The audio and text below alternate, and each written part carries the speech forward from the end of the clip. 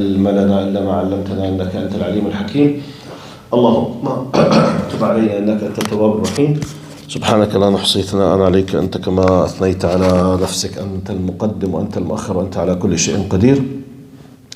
اللهم اجعل جمعنا هذا جمعا مرحوما واجعل التفرق بعده تفرقا معصوما ولا تدع فينا شقيا ولا محروما. اللهم آمين آمين يا رب العالمين. In the name of Allah subhanahu wa ta'ala, the most compassionate, the most merciful, all of praise and thanks are due to him, and peace and blessings be upon his beloved Prophet Muhammad sallallahu alayhi wa sallam. He who is guided by the will of Allah, no one can misguide him, and he who is misguided, no one can guide him except Allah subhanahu wa ta'ala. I bear witness that there is no God but Allah, and Muhammad is his messenger. Assalamu alaikum wa rahmatullahi wa barakatuh. Today I will finish the last example from the covenant of the Madinah, or the constitution of the Madinah, or the charter of a Madinah. It contains 51 articles. However, I highlighted I think 13 or 14. Today I will give number 15. It will be just an example. We will not go through all of them because by themselves they take maybe 10 lessons. But just the idea, Prophet Muhammad sallallahu alaihi wasallam, when he came to Al-Madinah, he did many things such as establishing the masjid with the message of the masjid. As we all know, we keep reminding ourselves and our respected brothers and sisters. Now, we in the West might be able to realize what do we mean by the message of the masjid more than many Arabs in Arabic countries. Because the masjid here basically is what we know now like a community center. Then Prophet Muhammad ﷺ did something similar to that. And he did the mu'akha, the brotherhood, which was a unique phenomena in the human history. Wherever, whenever, to the best of our information, no nation on earth in their recorded history, to the best of our knowledge, ever, never, a group of people migrated from a city to a city, and the host city, those who do not know them except with their new faith, they shared with them their wealth. It's an amazing human phenomena that needs to be studied. طبعا for us, we know it. It's a brotherhood in Islam. So, ajr, thawab, because simply we know the justification. The justification, al-malik lil-mal huwa Allah. The real owner of the money is Allah in our faith. And this is highly appreciated by the owner, i.e. Allah subhanahu wa ta'ala. We believe in the concept of barakah, blessings, and we believe in the concept of ajr and thawab, reward. And we believe in the concept of the akhirah, which is the hereafter. When you put all these things together, you can understand why they did so. Very simple. Okay, it's not easy, but understand the justification and the sequence. Okay? How others can justify it, it's amazing. Anyway, then we talked about what we believe, to the best of our recorded history, is the first civil institution for a civil society in the history of humanity. Before that, does that mean that the people did not have states? They did have. But the base of the state, it's either a family or a king or an ethnic superiority for a group against a group. But in what we know now as a civil society, which means a group of people, they have a city, different ethnic origins, culture origins, religious origins, and they have a constitution that regulates the relation between them, rights and something. It was a unique phenomena at that time. Now, to the best of our knowledge, now this was not known by what we know now except after the French Revolution. Started thinking how to make it. French Revolution started 1789, ended 1798, ended, which means about 225 years from now. Then European countries started from France to spread, started applying what many people are enjoying now as civil societies. We are talking about an average of 1 to 1.5 century. Now we are discussing something happened 14 centuries ago. So this is notable. We highlighted many concepts. Today I will finish by number 14 and 15. قال المرجعية في الحكم إلى الشريعة الإسلامية.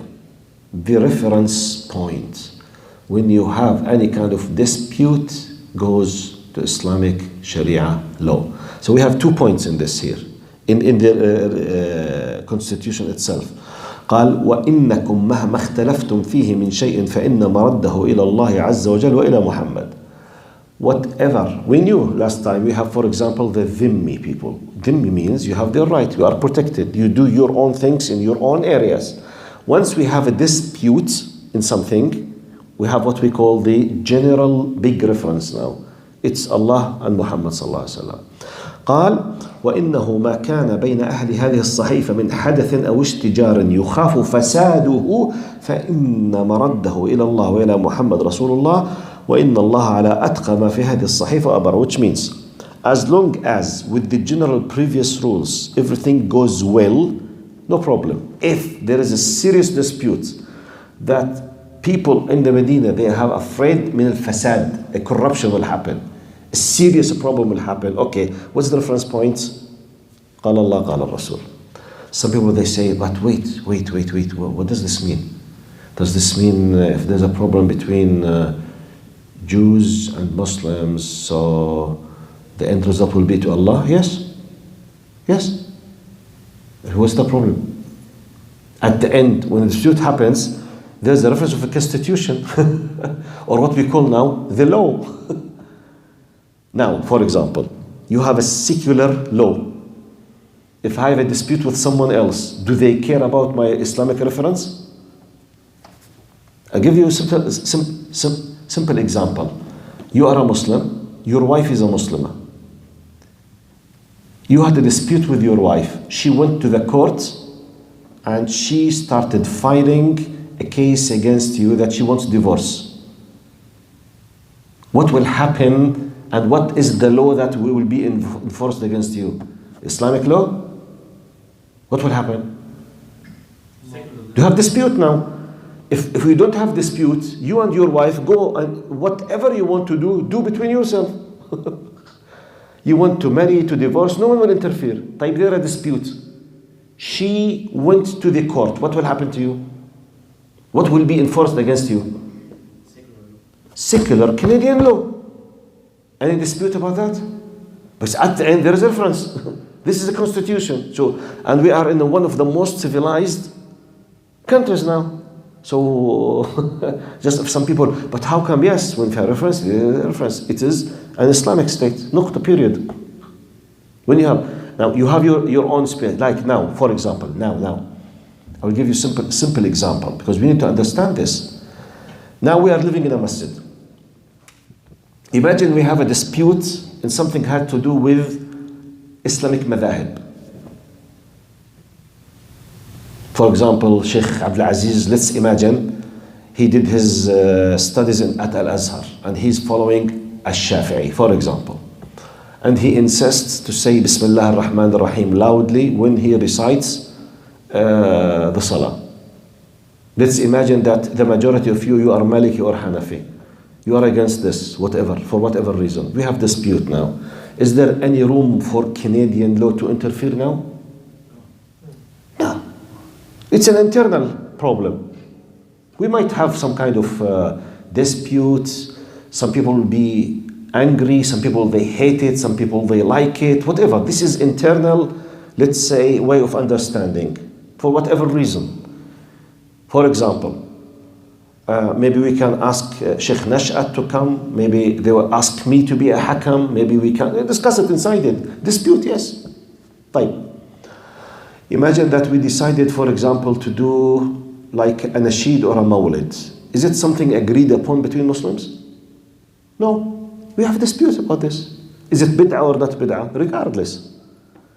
We have disputes. Is there any room for Canadian police to come because we have a nasheed here, for example? No, they will interfere. But, God forbid, if, God forbid, in theory, one of the members started fighting, or founding members, he said, I believe that, God forbid, the money which is collected is not going exactly to the places why they were collected for. And they have a dispute, so one of them, he decided to go to the court. What will happen? What will happen? Islamic law? No. Khalas. They will ask everyone to go to the court, and what will be applied against them, it has nothing to do, but you know, the money, riba, or bank, no. The conduct is law, there's a problem, there is no problem. You did mistake, yes, no, regardless, you like it, you hate it, you want it, you don't want it, you have no option. Do you have an option, by the way? You don't have an option. Khalas. It's something above your internal. This is exactly what now we are living exactly what used to happen at that time. Because some people, they say, but how come, where is the rights of the Jews or the Christians? No, they have their rights. Like we have rights. When there is a dispute, we don't agree upon, and we go to the higher state, what will happen is the superiority of the main faith of the state, which could be whatever. Is this applicable now or not? This is exactly what used to happen at that time. So, but by the way, what people say, okay, what's the new thing? The new thing at that time, no one used to have this freedom. Go and read the history. Go and read the context of the history, what used to happen in Europe, just to know what I'm talking about. Now, Jews enjoying their own religious rights within Muslims. To understand this, go and read what used to happen in Europe in what they call the medievals. In their books, they called it Dark Ages. Just read about what happened between Protestant and Catholics, just to have an idea, which means if a majority of religious faith, they are controlling another group of another sub-faith from the faith itself, were they allowed to enjoy their freedom? Yes or no? No. Everyone knows about the persecution and the punishment that happened against the Protestant in Europe by the Catholics for hundreds of years. So it's not something new. So wherever you go, no one had the freedom of believing in something against the majority when they have the power. It does not happen. It did not happen. So this is the point. I mean, when we say about civil society, but at the end, if there is a dispute, you must go to higher authority. But what is the higher authority? At the end, you have to stop something. Secularism, communism, whatever. And by the way, now in Russia and in China, what is the ideology that is ruling? Communism. Communist party. Maybe they don't interfere in your business when you are inside your house. Once a dispute between any people goes outside, communism. That's it. I'm not discussing you agree or disagree with. I'm not discussing you like it or you hate it. This is not my point. But is this applied on 1 billion person or not now? Yes. Yes.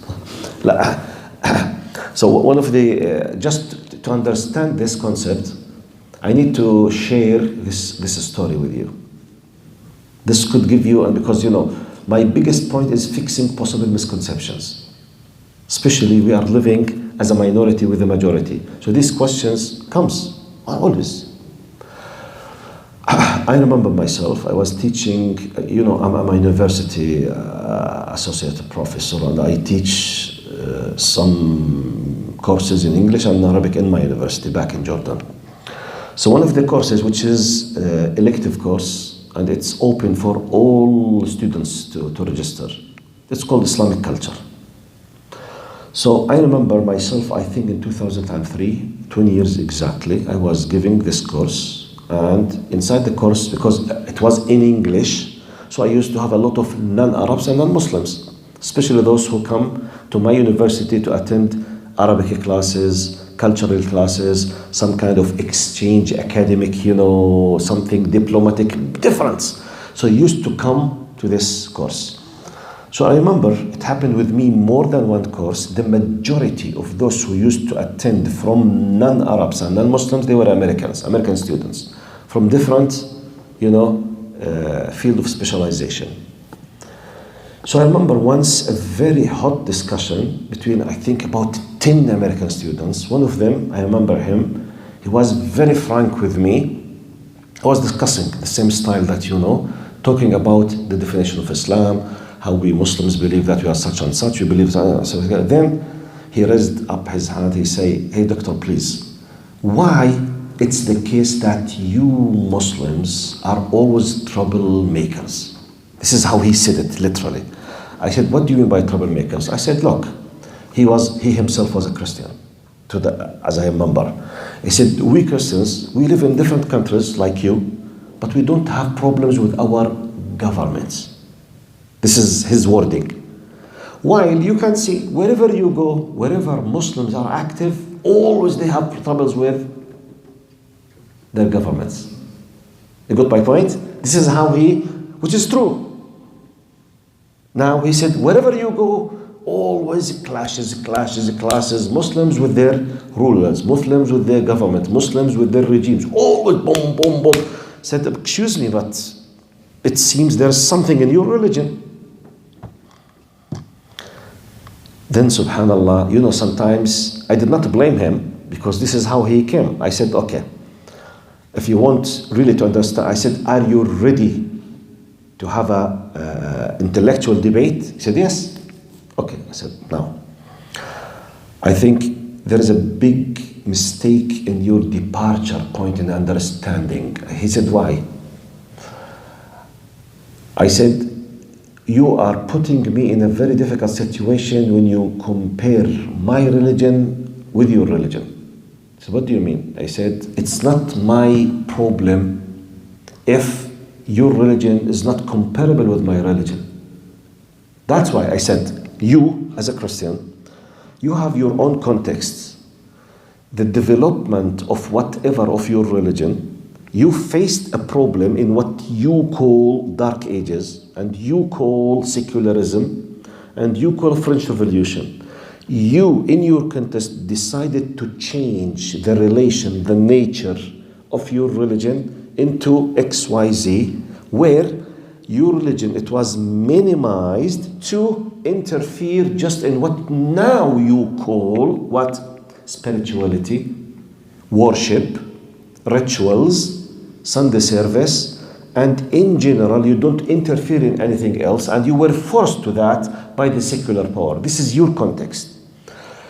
Whenever I explained to him the nature of Islam, way of life, style of life, always he said, no, we don't. I said, okay. Then Allah guided me to the following example. I said, if you want to understand me, my feelings, my convictions, you don't have to keep comparing me with the Christianity. To understand me, compare me with your American Constitution. I said, what? He said, I told him, my Islam for me is like your democracy and your constitution for you. He said, what do you mean? I said, your American Constitution, the First Amendment and Sixth Amendment, and this kind of very powerful, is this something vital? He said, well, yes. Are you ready to fight for it? He said, yes. I said, what if it happened? When I asked this question, George Bush was in power. Okay? When I asked that question 20 years ago. I said, what if George Bush decided to destroy your democracy or your constitution? He said a very bad word. I can't repeat it. He said, we will do such and such for him. I said, so you will not be a violent terrorist? He said, no, we will not allow him to destroy our democracy and our constitution. I said, okay, because it's what? It's your way of life. For us, Islam is our way of life. It's not a spiritual 10 minutes. We spend it in the morning of Friday by a ceremony, and we have that kind of spirituality with our Lord, and we do supplication, and we go to our secular life. This is your problem, sir, not my problem. So don't compare me with Christianity. Compare me with your constitution. And he said, thank you. Stop. I can't argue. You see? So sometimes, okay, he was fair, looking, okay, I did not blame him the fact that he attacked me at the beginning. And he accused us, all of us, we are all troublemakers. He said, no, we are not troublemakers. Simply, we are defending our way of life. Are you ready to fight anyone who will destroy your way of life? He said, yes. So what's the difference between you and me? He said, nothing. I'm ready to defend what I believe is the true way of life, which is American democracy, American constitution, American... Look now, Americans in America, one of the great things they are always proud of, and I don't blame them. Blacks, I wish when they say the First Amendment, they did what? Freedom of religion, freedom of speech, and freedom of assembly. By the way, are Americans ready to fight anyone who will touch these things or not? Literally, are they ready to fight or not? Sure. Definitely. And they are ready to do a very bad thing. Anyone will touch their freedom of assembly. That's why in America, it's the only country on earth by a very clear constitution.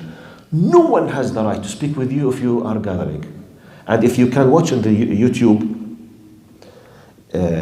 sometimes police, persons in the United States, you feel as if they are begging the citizens when they speak with them. Because of this way of thinking. Am I detained? Am I detained? No. Can I know why you stopped me? Can I know why you stopped me? You say, what's your say? No, you have no right to say. This kind, where did they bring this from? So if someone will violate this right, what will happen? They will fight. Subhanallah. Subhanallah. Yet, they themselves, 10 of them in my class, you Muslims are troublemakers. Why? Because you always have troubles with your governments. I said, it's not my problem if your glasses that you are judging me through are wrong glasses. It's your problem, not mine. Don't compare me with the same thing, for example, happened between, just to give you an idea of how to argue, because when you speak about your religion, you need to speak, this is your identity. And as long as they misunderstand you, you will keep yourself in a bubble or in the corner in a very weak status. So you need to explain to them, because I'm assuming the majority of them, they are seeking the truth. Definitely you have bad people, always evil people in any culture. But it's not the case with everyone. The majority they seek, but they don't know. So how you make them though? Make a very, very strong logical argument when you speak with them. Make it compared with their, like, do you hear about Ahmed Didat? Ahmed Didat, once he was quoting an incident happened between Dr. Abdullah Nasif and John Paul II. This happened either 80s or 70s, I forgot, because the tape that I listened to, it was in 90s. He was quoting something either 80s or 70s, I don't remember. John Paul II, I remember I was a young man when he was in the Catholic Church, the Pope of the Catholic Church. Anyway, he was quoting an incident, I'm assuming happened in the early 80s, which was about 40 years ago. Abdullah Nasif is the head of Rabitat al-Alam al-Islami, the Muslim Countries League. He was invited by John Paul II into the Vatican for what they call it now as interfaith dialogue. So he accepted the invitation. I'm quoting now Ahmed Didat. Ahmed Didat is quoting Abdullah Nasif directly about what happened between him and the Pope of the Vatican, John Paul II, okay? He said to Ahmed Didat, he said, I was invited, so I accepted this invitation. Why not? We Muslims, we are open to anyone. We are very happy to speak with anyone. So he accepted the invitation. He took a flight directly to Italy and went to the Vatican. He said, they welcomed me in a room and I kept there waiting for half an hour. I'm quoting literally now. He said, for a reason that I don't know why, they kept me waiting alone for 30 minutes and no one came to the room, even though he was invited by the head of the Vatican. And by the way, the Vatican is a state. In the political terminology, it is a state. It has its own territory. Okay. He said, then someone came, a secretary, and he invited me to another room and I stayed there for another 30 minutes alone. No one knew why this happened. But I'm just quoting now. Okay. He said, after the second time, I was asked to move to a third room.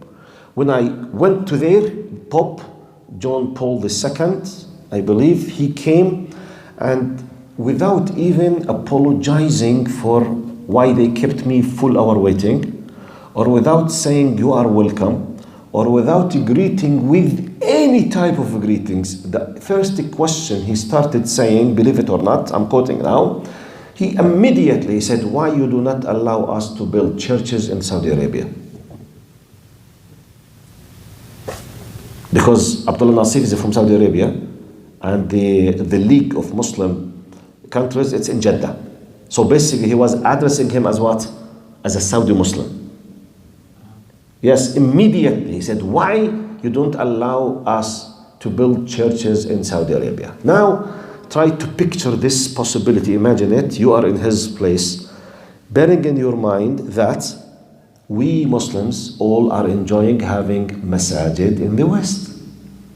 Now, the question, what will come to your mind? Okay, are Muslims allowed to have their mosques or masajid in North America? Yes or no? Yes. Right. Muslims, are they allowed to have their masajid in most countries of Europe? Yes or no? Yeah. Yes. وتخليك معه شوي. جايك حبة حبة. صبرا على ياسر.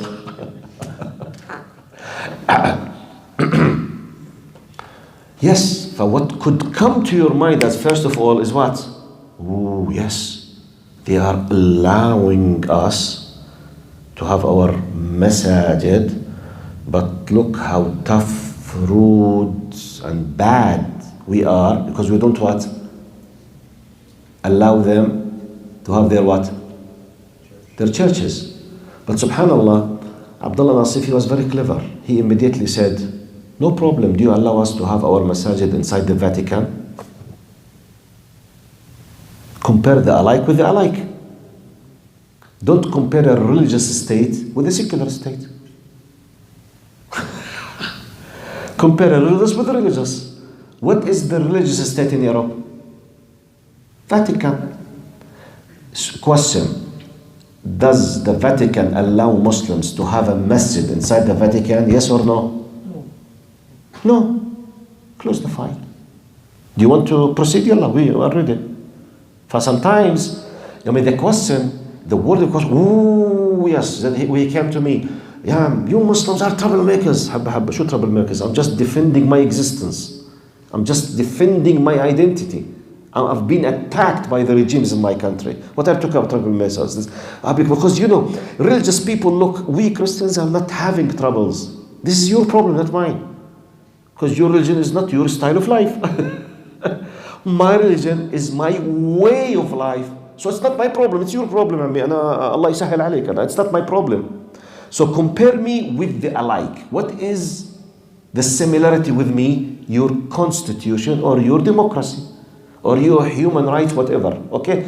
This is my way of life. This is your way of life. Are you gonna give up if someone is attacking your way of life? No. So don't keep blaming me as a troublemaker. The same thing. Why you don't allow us to have churches in the Saudi Arabia? No problem. Do you allow us to have masajid in Vatican? No. Close the file. But we are allowing you. Okay, compare it with secular Arab countries. Christians, they have churches in all Arab countries, secular. So if you want to compare Syria with Italy, if you want to compare Jordan with Germany, no problem. Yes, tfaddal, yes. This is alike with the alike. They are secular countries, okay, Muslim countries, but the regime is using what? Secular systems. Do we have churches for Christians or not? Yes. So compare all. Why you came just to Saudi Arabia? By the way, I'm not discussing that Saudi Arabia is doing good or bad. This is not my point now. Because I'm quoting something 40 years ago. Because the question was by the Pope of the Vatican against a Saudi representative about having churches in Saudi Arabia. So the argument, if someone has no way of thinking, he might be yes, I'm sorry, yes, Muslims, no. This with this, no, خلاص. Close the file or let's proceed. Yalla. When you allow me to have a masjid, please be the role model. I will discuss with Saudi people to have your church. Don't worry. Abshir. Got my point? So sometimes it's part of the discussion, sometimes just to talk about it. Anyway, the point was here, I'm just discussing the whole idea of the reference point for the state as a religious state. Because when someone say, okay, but at the end it's religious. Okay, still now we have religion. We have the Vatican now. They have their own system. They don't allow to do something else. And we respect their privacy, so respect ours. Period. That's it. This is the whole story. Because some people, under what could be called secularism, liberalism, they think that this is the ultimate example. No, it's a way of life. Let them enjoy, and I have my own way of life. Respect me if you believe in diversity.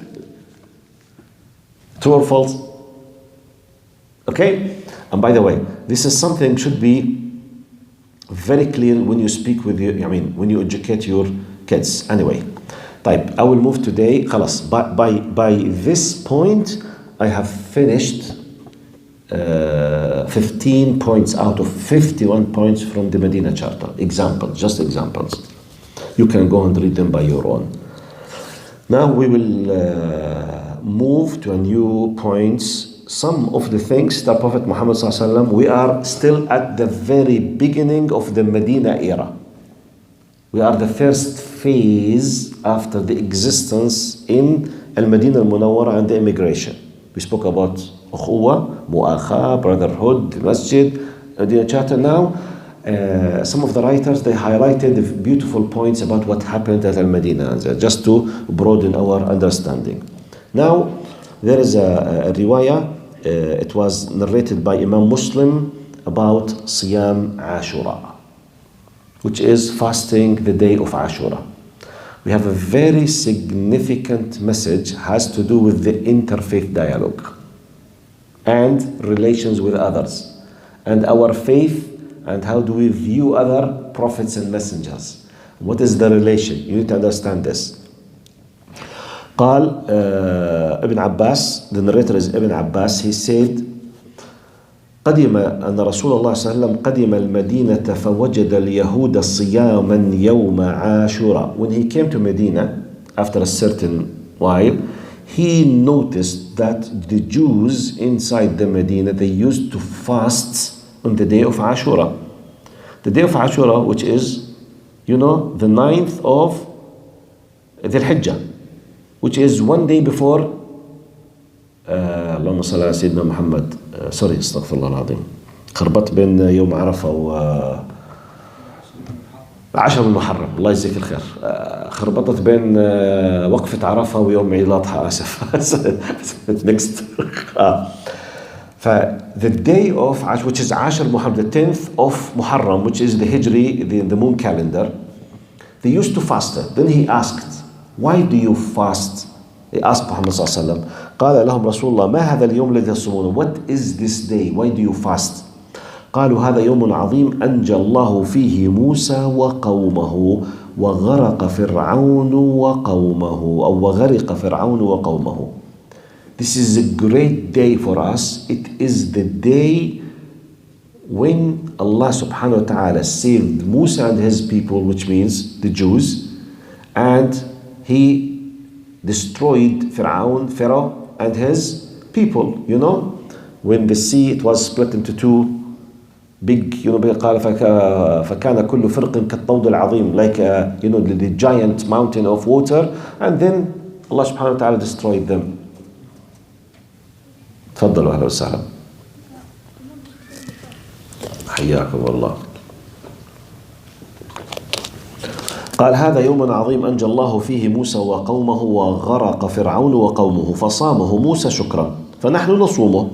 So therefore, as an attitude of gratitude to Allah subhanahu wa ta'ala, being thankful to Allah, Musa alayhi salam used to fast this day. And then the Jews started to fast this day as a, saying thanks to Allah subhanahu wa ta'ala that it was a great day for us. Allah saved us from Fir'aun and his people.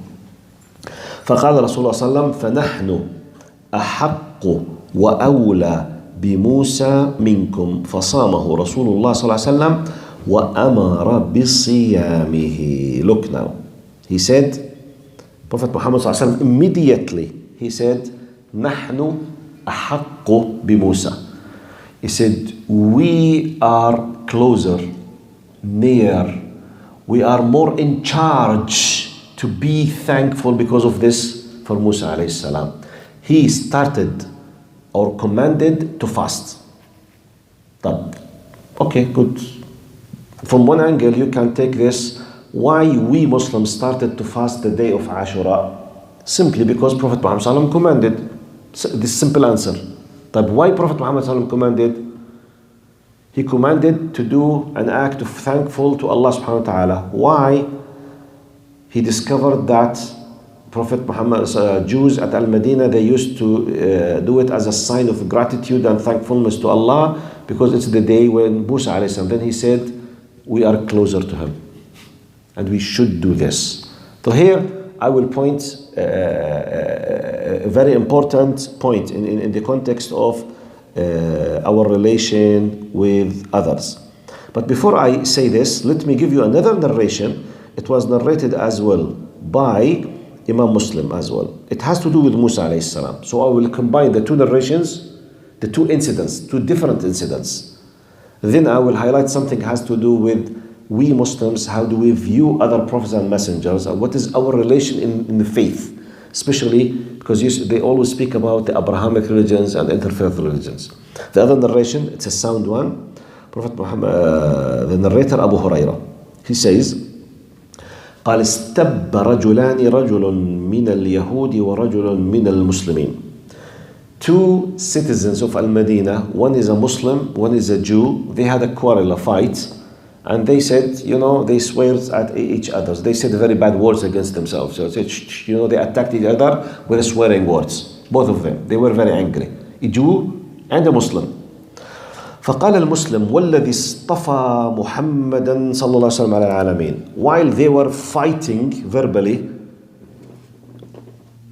the Muslim, he used, he swore by Allah subhanahu wa ta'ala using a special phrase by saying, by the one who decided to choose Muhammad as the chosen prophet.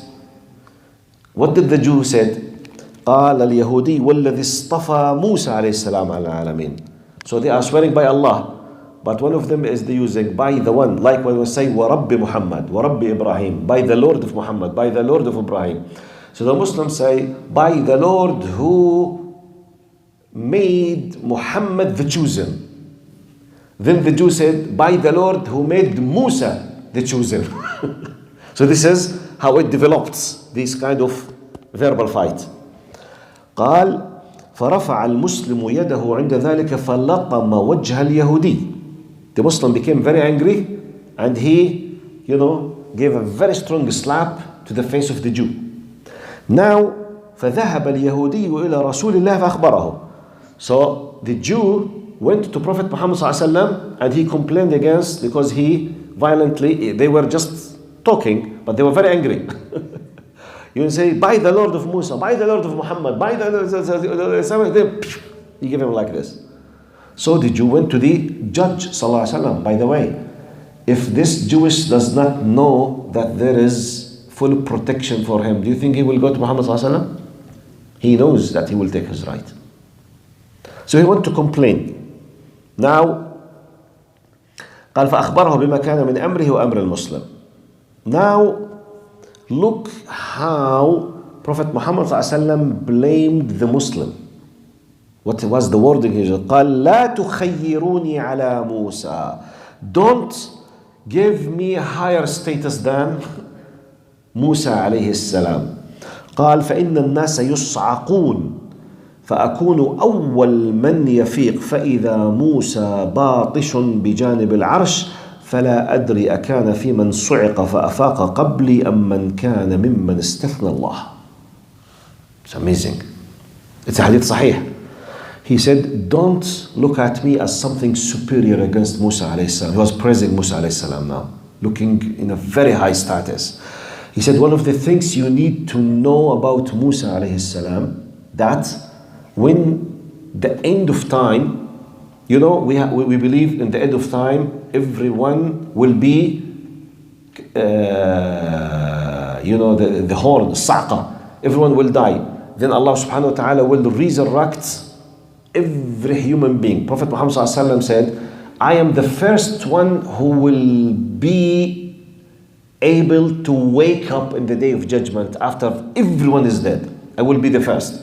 He said, when I open my eyes, I will see Musa alayhi salam next to part of the arsh, the throne of Allah subhanahu wa ta'ala. And I am not sure whether he was given the permission to be awake before me, or he did not aslan die the full death and he was given this kind of high status before everyone dies again in a very like a prestigious way. So as if he was referring to something, don't keep comparing between me and Musa, and don't use any word of looking down with a possibility to Musa alayhi salam.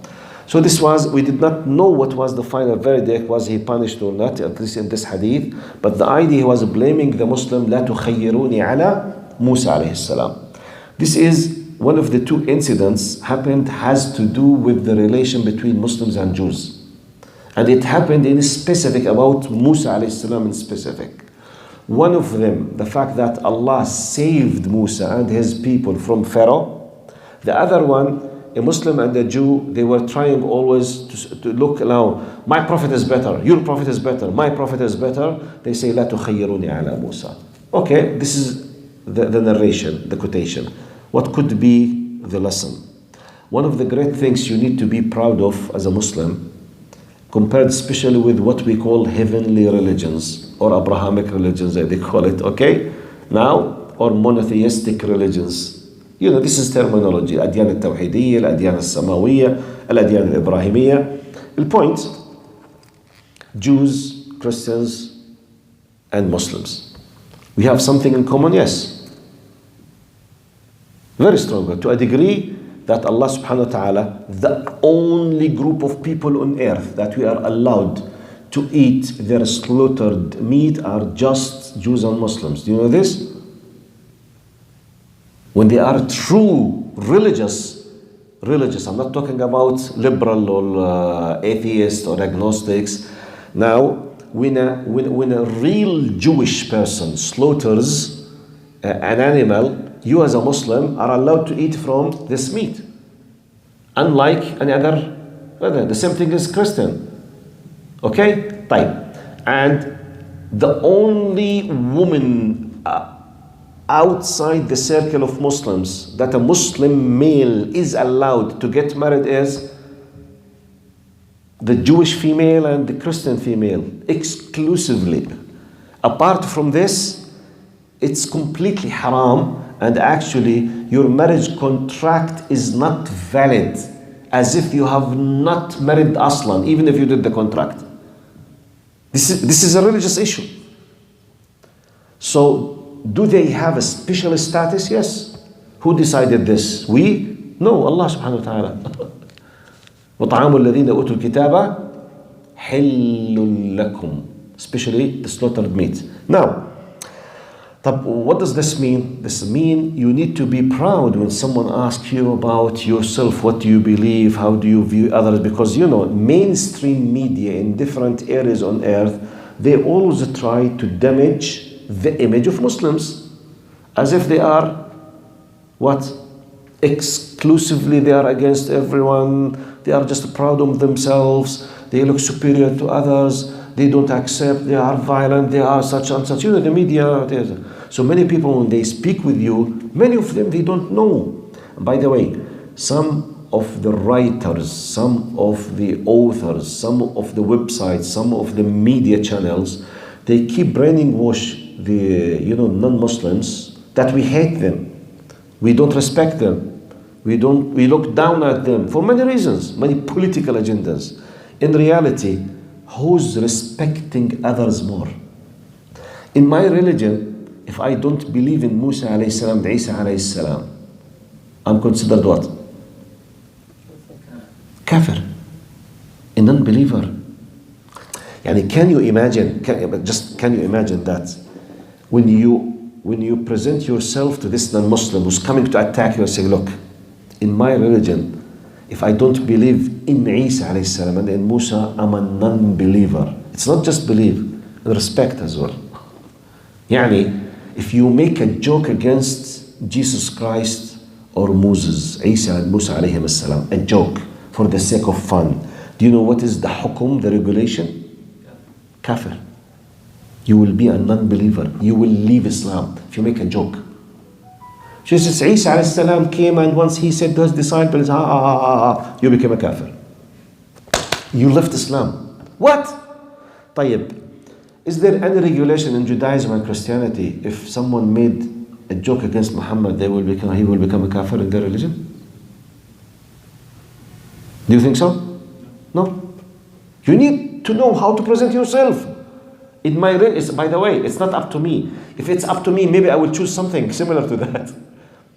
It's not up to you. You believe in Musa and Isa. Okay, we believe all our prophets and messengers, but and specifically these two, because they are the prophets, okay, or the most important two figures in these two religions, that we share something with them. And Allah has give this kind of common area, which is marriage and slaughtered meat. So when you present, and by the way, they are the most influential people on earth now. They control the media, and many of their followers, they are influenced with these things. So their followers, they need to know your reality. You are not one of, you are the best inclusive religion on earth, because you respect others.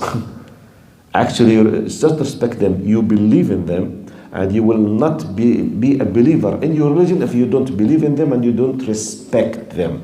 So you can quote these two sound narrations. One of them, why we fast Ashura. It's a celebration by Muslims for the fact that Allah saved Musa alayhi salam and Fir'aun. So what's this? What's this? This gives you just an idea, an example, just how to deal with such, things. Another narration from what happened at the beginning of Al-Madinah is Anas alayhi, Allahumma salli ala Sayyidina Muhammad, Anas ibn Malik radiyallahu anhu, and I finish today's inshallah session بإذن الله. العشاء 8:30 صح؟ Okay, very quickly. روى أنس رضي الله عنه قال لما قدم رسول الله صلى الله عليه وسلم المدينة. What's the context? What are of the things that used to happen at the beginning of the Medina? Okay, one of them, relations, the charter, the mu'akha, the masjid, and one of the things in the narration قال أنس رضي الله عنه, and it was narrated by Imam Muslim as well. قال لما قدم رسول الله صلى الله عليه وسلم أخذ أبو طلحة بيدي فانطلق بي إلى رسول الله صلى الله عليه وسلم فقال يا رسول الله إن أنسا غلام كيس فليخدمك. قال فخدمته في السفر والحضر والله ما قال لي لشيء صنعته لما صنعت هذا هكذا ولا لشيء لم أصنعه لما لم تصنع هذا هكذا. Anas رضي الله عنه, he was presented to Prophet Muhammad ﷺ when he was a young boy to be like a very close servant to Muhammad ﷺ. In our terminology, like the very special secretary. The one who's always next to the important person, for example, like the president or the boss, the one who's holding his suitcase, or the one who makes his telephone calls immediately, or the one who contacts with others. Anas radiallahu anhu, he was a very close servant to Muhammad sallallahu alayhi wasallam. So one of the great things he said about Muhammad sallallahu alayhi wasallam, since he came and he accepted him to help him in his his private special things. قال خدمت الرسول صلى الله عليه وسلم 10 سنين. When he accepted me as a servant, I served him 10 years. Can you imagine in 10 years how many things happened? How many hundreds and thousands of things he commanded him, do this, don't do this, ask such and such to say, do something, go and bring, go and call, tell someone, don't do, spread, tell, tens of commandments, okay? He is the servant of the head of the state. So tens of things has to do with politics, with the private, with aqeedah, many things. He said, لم يقل لي لشيء فعلته لما فعلته هكذا ولا لشيء لم أفعله لما تفعله. Which means, in our simple, humble terminology, he was not keep chasing and nagging against me. Why you did not do it in this way? Why you did this in this way and this way? He was, in our educational terminology, Prophet Muhammad ﷺ was so nice, so kind, and so tolerant and so flexible in dealing with the very close people to him, with are subjugated to him under his direct authority. He was not making their life difficult. This is a very big message, by the way, for parents, for educators, for teachers, for presidents, for CEOs, for leaders, which means this is a very close private relation with his own private secretary, attached to him most of the time. He was not making his life difficult. So it's a big message, by the way. Big message. One of the great things, and khalas, I'll finish the session from my memory. It's not in the dars. Anas, one of the greatest incidents happened with Anas from my point of view. Once Anas, he's about 10, 12, just in a nice, there's a small kid, he wants to play.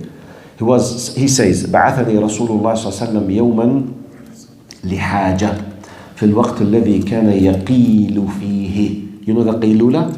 When taking like a nap, okay, for about 10-15 minutes. It's part of the sunnah, especially in the context of the Arabic Peninsula. It's very, very hot in the mid of the day. So it's part of the sunnah to take a rest. Because generally, the custom of people, they used after the Fajr not to go to sleep. So when you are awake after the Fajr, by the time of the noon, you've been already awake for 6 hours.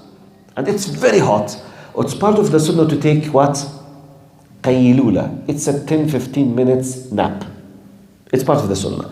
So Prophet Muhammad used to do it on daily basis. 10-15 minutes, just rest and nap. Anas says, at a certain point, Prophet Muhammad sent me to do something exactly in the time that he was about to take his nap. So he said, قال فخرجت فإذ بالصبية يلعبون. He himself is a small kid. He said, I went outside, so I found, those are similar in my age. They were playing in the street. So for him, فقال بيقول أنس قال يعني معنى الحديث قال قدرت في نفسي أن الرسول صلى الله عليه وسلم is a nap. Now he's sleeping, so it will not make big difference if I play 10 minutes okay, it's because he's sleeping now. No one will feel it, and I can continue, and once I finish, hardly he will be awake. This is the estimation of Anas. قال فأخذت ألعب مع الصبية. I started playing with them, assuming that Muhammad صلى الله عليه وسلم is what? Doing what now? In his nap. 20 minutes. I play 10 minutes, I go and finish whatever. Once I came back, so he will not feel what happened because simply he was sleeping. This is what he was assuming, or thinking, or expecting Anas. قال فبين ألعب مع الصبية قال فرفعت رأسي فإذ برسول الله صلى الله عليه وسلم واقف بيننا. He said, I was suddenly surprised that he came after me for a reason I did not know, and he did not have his nap. قال he came and suddenly I saw him in the mid of the kids playing and looking at me. Try to imagine this. You are the private secretary of the head of the state. And you are now representing Muhammad sallallahu alaihi wasallam, prophet and messenger. He sent you in a very private issue, go and do such and such, and you are playing now. You are ignoring his commandments. Can you imagine for a small kid what could have been his feelings if you were him? And Allah, I try to imagine that I'm in his place. Wallahi, it's a disaster. Muhammad sallallahu sent me and I'm ignoring, I'm playing. I tried psychologically, especially we think in the Arabic way. 2 minutes, brother, just, okay? Jazakallah khair. What I was saying? Perspective. I was trying to put myself in his place. Wallah, it's horrible. Because I was thinking in the Arabic way. You know, in the Arabic way, يعني you will be attacked, such and such, انت أنا بعتك, انت كذا, something. Look what Anas said. He said, قال فما زاد رسول الله على أن سلم على الصبية ثم نظر إلي وابتسم. He said he did nothing more than he just greeted all the kids by saying Assalamu alaikum first of all, spread the peace. Then he looked at me and gave me a smile. That's it. Not even a word of, you did such and such, I asked you to do so and so. Nothing at all, he just smiled. خلاص, Anas, he got it. يعني خلاص. You fallen short, you are breaking the covenant, you did, but he did not, what? Destroy his personality. He did not attack him because he made a big mistake, but he did nothing. Simply just, he made a salam and he smiled in his face. By the way, do you know if we as parents, we deal with our kids in this way, wallahi, it will change a lot of things in terms of the bonds and the relations between fathers and their kids. Wallahu alam. Jazakumullah khair. Now we welcome Brother Salman to come into it. Jazakallah khair. Assalamu alaikum wa rahmatullah.